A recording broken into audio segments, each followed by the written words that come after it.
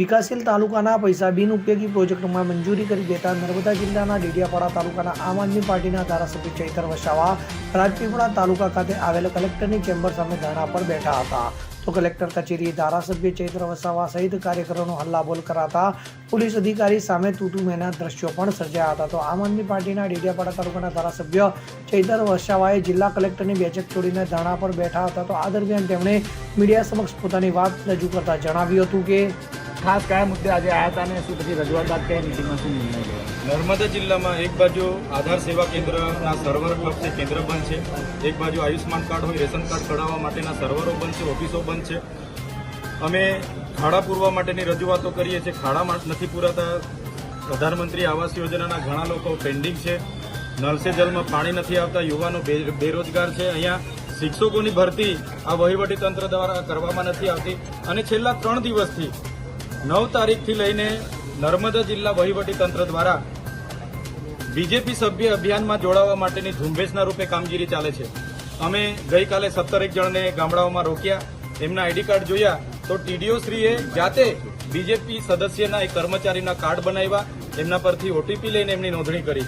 તો દરેક જિલ્લાઓમાં હવે ભાજપના કાર્યકરોને લોકો ઉભા નથી રાખતા, એટલે હવે કર્મચારીઓને ટાર્ગેટ આપવામાં આવ્યો છે. અમારે ડેડિયાપાડાની વાત કરું, મનરેગાને 13,000નો ટાર્ગેટ છે, તલાટીઓને નાના સેજાવાળાને 500 અને મોટા સેજાવાળાને 800નો ટાર્ગેટ છે. એવી રીતના ડીઆરડીના તમામ કર્મચારીઓ છેલ્લા 3 દિવસથી સભ્ય નોંધણીની કામગીરી ઝુંબેશના રૂપે કરે છે. એના પુરાવા અમે આજે ડીડીઓ શ્રી, કલેક્ટર શ્રી અને એસપી શ્રીને આપ્યા છે. જો આ લોકો પર કાર્યવાહી નહીં કરવામાં આવશે તો આવનાર દિવસોમાં મોટું આંદોલન થશે.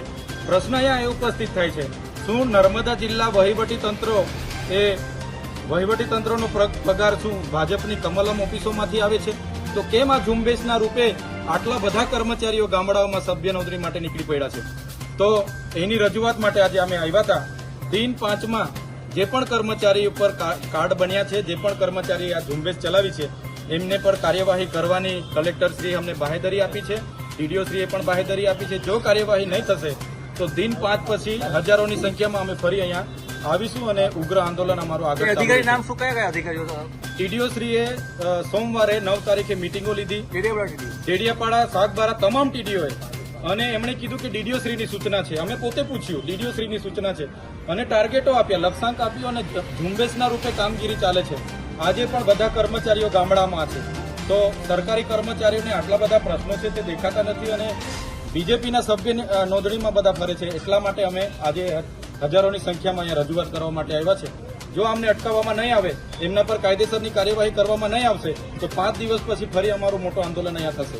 કેવું પોલીસ સાથે શું કામ ઘર્ષણ કરવાના? અમે અત્યાર સુધીના જેટલા પણ આંદોલનો કર્યા છે, એક પણ સરકારી કે ખાનગી મિલકતને રૂપિયાનું પણ અમે નુકસાન નથી કરતા. છતાંય અમે કેવડિયાની પરવાનગી માંગી, પરવાનગી પણ નથી આપવામાં આવતી. જ્યારે પણ પ્રોગ્રામો હોય અમને પરવાનગી જ નથી આપવામાં આવતી. અમે આવીએ એટલે પોલીસ જાણી જોઈને ધક્કા મૂકી અને જીભાજોડી કરવા ઉતરી પડે છે. તો અમારા નર્મદા જિલ્લાના પ્રશ્નો શું પોલીસ પૂરા કરવાની છે? પોલીસને અમે કીધું, તમે જે 2 નંબરના દંડ ઉઘરાવો છો મજૂરિયા લોકો પર, એ બંધ થવું જોઈએ. અગર નહીં થતું તો અમે આગળ જેટલા પણ એમણે બુટલેગરોને લાયસન્સો આપ્યા છે, બુટલેગરોને પરવાનગીઓ આપી છે, 10 પેટીના 5 લાખ, 20 પેટીના 10 લાખ, એ અમે ખુલ્લા પાડીશું. એ કાલીઓ હોય, ભૂરીઓ હોય, ભોલીઓ હોય કે લાલીઓ હોય, બધાના નામ આવનાર દિવસોમાં ખુલ્લા પાડીશું. તમે કહી રહ્યા છો કે નર્મદા જિલ્લામાં ખુલ્લેઆમ દારૂ છે? બિલકુલ દારૂબંધીનો અમલવારી બિલકુલ નથી થતી. કેટલી વાર અમારે ધરણા પર બેઠવું પડ્યું દારૂના માટે. અહીંયા આઈજી સાહેબનું ઇન્સ્પેક્શન હતું, ત્યાં પણ અમે કીધું, છતાં પણ કોઈ નિરાકરણ નથી. એટલે પોલીસને અમારી વિનંતી છે કે પોલીસ હોય કે તલાટીથી લઈને કલેક્ટર કે અમારા જેવા ધારાસભ્ય, આપણે બધા પ્રજાના નોકર છે, પ્રજાના પરસેવાના ટેક્સના પૈસે આપણને પગાર મળે છે. આપણે ક્યારે પ્રજા પર માલિક નહીં બનવાનું. બધા સાહેબગીરી કરવા લાગેલા છે. એટલા માટે જ આજે અમારે ઉગ્ર સ્વરૂપે રજૂઆત કરવી પડી. આ બાબતની એસપીને રજૂઆત કરવામાં આવી છે આજે? આ બાબતની આજે એસપી સાહેબ સાથે રજૂઆત કરી છે. આવનાર દિવસોમાં કેટલાક ચેકપોસ્ટો આરટીઓ દ્વારા અને પોલીસ દ્વારા ઉભા કરવામાં આવ્યા છે, એની પણ અમે તપાસ કરીશું.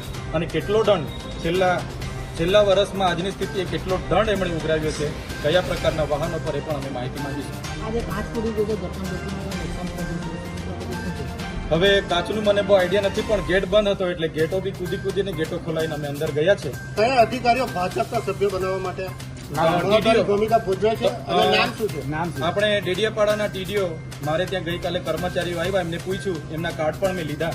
તો ડેડિયાપાડાના ટીડીઓ જગદીશ સોની અને તમામ ટીડીઓની સૂચના છે અને ડીડીઓ સાહેબે કીધું છે આવી રીતના બધા કર્મચારીઓના પણ કાર્ડ બન્યા છે અને આ જ કર્મચારીઓ ઝુંબેશના રૂપે આ બધા કર્મચારીઓ છે એ ટીડીઓ જાતે કર્મચારીઓનું રજીસ્ટ્રેશન કર્યું અને કર્મચારીઓ પર ઓટીપી આવે છે માંગીને કાર્ડ બનાવ્યા છે ટીડીઓ જાતે. આ તમામ હજુ ઘણા છે, આ બધા કર્મચારીઓ છે. તો શું કર્મચારીઓને પગાર ભાજપના કાર્યાલયમાંથી મળે છે? એટલા માટે જો આ કર્મચારીઓ પર કાયદેસરની કાર્યવાહી નહીં થશે, દિન 5 પછી આનાથી પણ મોટું આંદોલન અહીંયા કલેક્ટર કચેરી પર થશે. દીપક જગતાપ સાથે CN24 ન્યૂઝ, રાજપીપળા.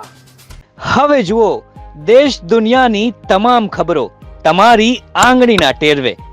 ઉઠાવો મોબાઈલ અને Google Play Store પરથી ડાઉનલોડ કરો અમારી CN24 ન્યૂઝ મોબાઈલ એપ.